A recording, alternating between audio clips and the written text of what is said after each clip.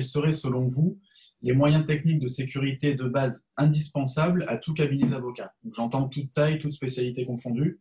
C'est bien sûr une question assez large, mais si on devait faire le strict minimum, qu'est-ce que vous pourriez nous conseiller? Ce que je recommande, bon, déjà, bon, la sensibilisation, la prise de conscience des risques, c'est déjà la première étape.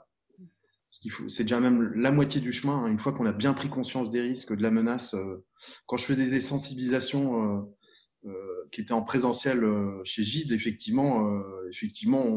certains avocats ressortaient presque traumatisés de ce qu'on avait pu leur dire, puisque la réalité de la menace est là et il faut vraiment pas la nier.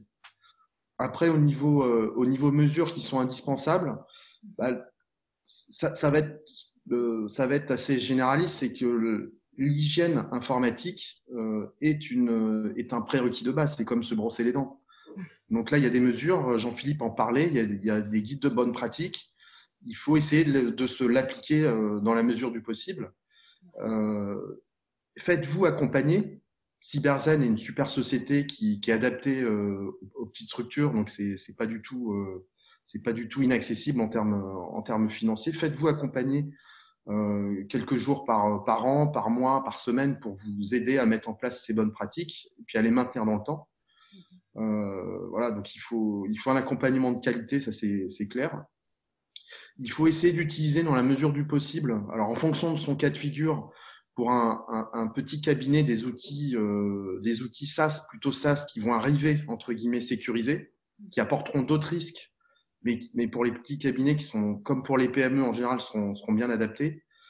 Et puis, il faut pas oublier que il y a la partie comportement humain qui est très important, quelle que soit la taille du cabinet.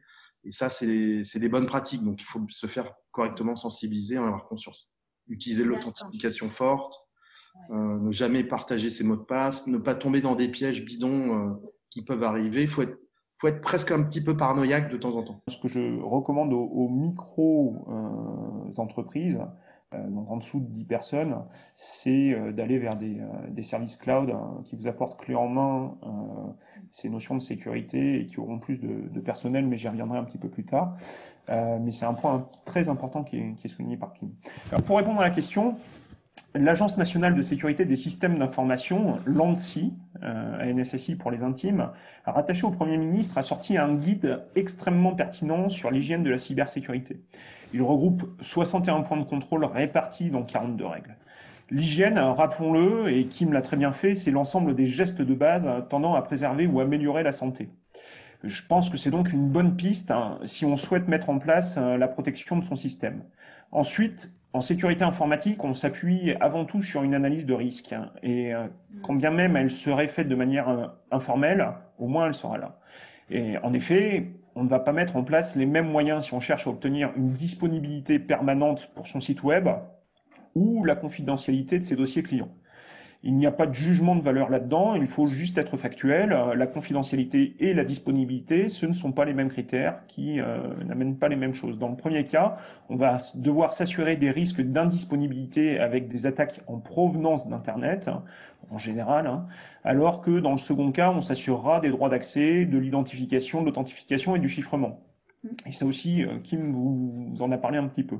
Et comme je disais précédemment, si je devais commencer par deux mesures phares, je mettrais en place du chiffrement sur les données afin de protéger leur confidentialité et je m'assurerais d'avoir des sauvegardes de toutes mes données utiles ou sensibles en cas de corruption ou de virus.